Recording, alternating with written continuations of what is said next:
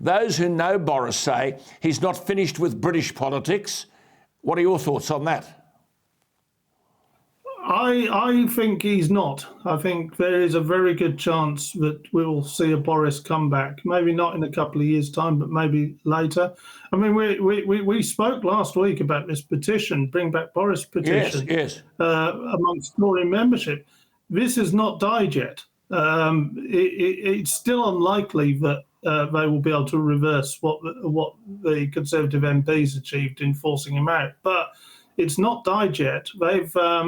The party have now actually accepted that they will need to do a rule change. They're saying it's too late for the current leadership election, but that in itself is quite an admission. And we will see. I mean, I know Lord Cruddas, who's organising this petition, he has the numbers of members to get the rule changed, 10,000 plus, and he's going to be.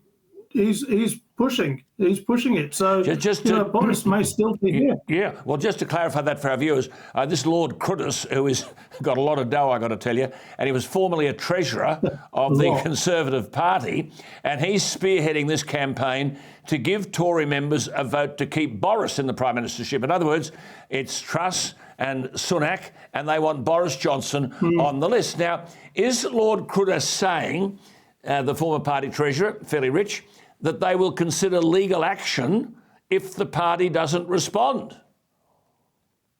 He is saying that.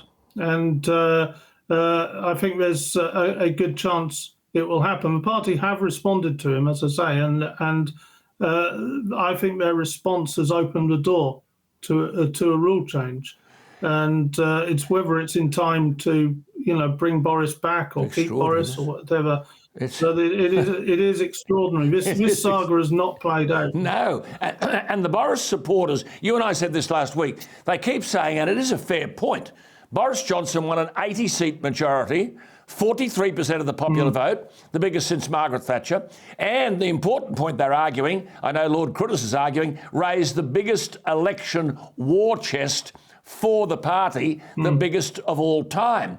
And it does seem very undemocratic, does it not, that there are in the House of Commons a whole heap of Remainers.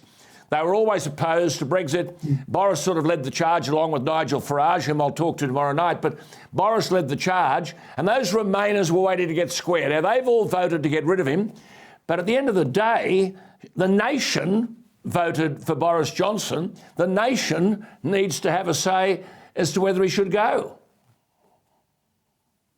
Well, this is the increasing feeling on it, actually, and